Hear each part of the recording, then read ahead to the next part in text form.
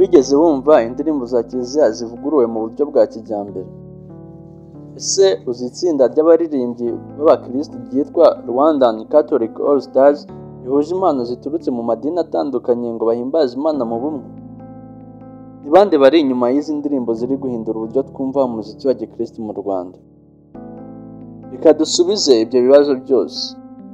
Uyu munsi turabagezaho inkuru yihariye y'itsinda rya Rwandan Catholic All Stars, uburyo ryavutse, abaririmo, n'ubutumwa rikomeje kugeza ku bantu bose bifuza kuramya Imana mu buryo bushya. Amavu n'amavuko ya Catholic All Stars.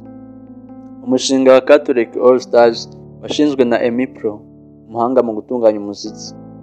Yari amaze kubona ko indirimbo za Kiliziya Gatolika zikwiye guhabwa uburyo bushya bwo gucurangwa no guhimbazwa mu buryo bugezweho. Umushinga watangiye kumenyekana cyane hagati y'umwaka wa 2021 na 2022 ubwo hasohokaga indirimbo Niyeguriye Nyagasani.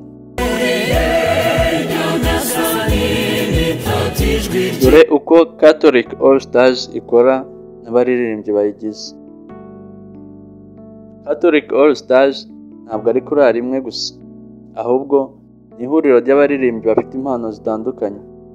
Bamwe baturuka mu makorali ya Kiliziya Gatolika, abandi ni mu yandi madini atari aya Kiliziya Gatolika,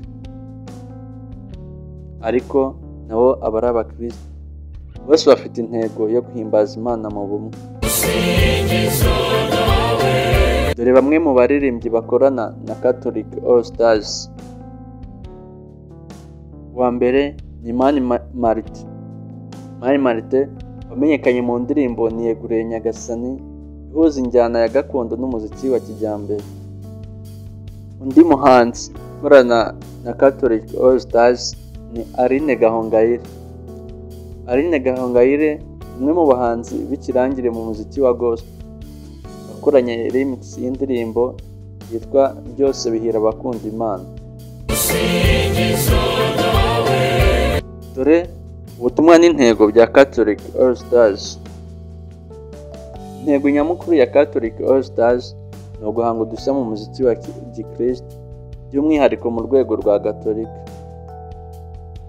Bakoreshamo ibikoresho bya muzika bya kijyambere, imiririmbire igezweho, ariko bakagumana umwuka wo gusenga n'ubutumwa bwa Bibiliya. Uyu mushinga kandi wiyemeje guhuza abaririmbyi b'amadini atandukanye kugira ngo bibuke ko Imana ari imwe ibahuza nubwo amakoraniro atandukanye. Ni uburyo bwo kugaragaza ko ubumwe mu kwizera bushoboka binyuze mu ndirimbo. Dore indirimbo zikunzwe cyane. Mu ndirimbo zizwi cyane za Catholic All Stars twavuga Niyeguriye Nyagasani, indirimbo yihariye kuko ivuga ku kwiyegurira Imana by'ukuri.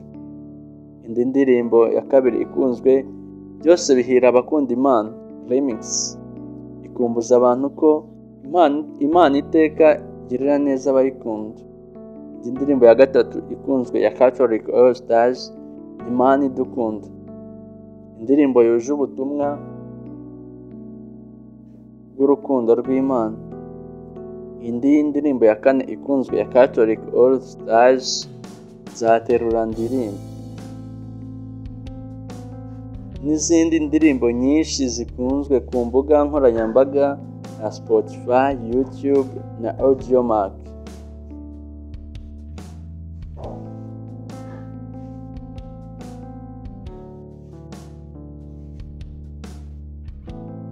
Dore ubutumwa bw'abaririmbyi n'ingaruka ku rubyiruko.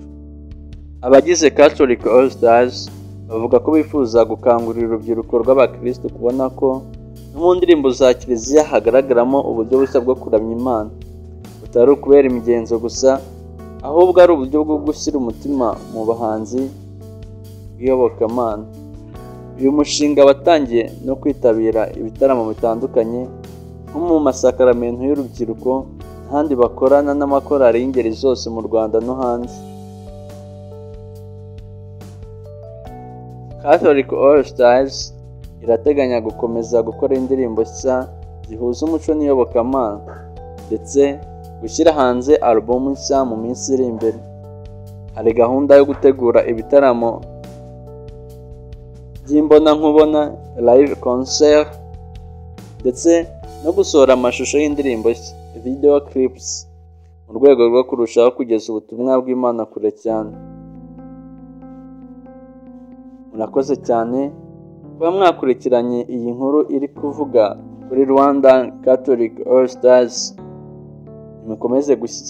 Mukomeze gushyigikira abaririmbyi b'abakristo, mubarebe kuri YouTube, mubafashe gusakaza indirimbo zubaka ukwemera. Ntimwibagirwe gukanda kuri like, share na subscribe kuri YouTube channel yacu kugira ngo duherereze hamwe ubutumwa bwiza bw'Imana.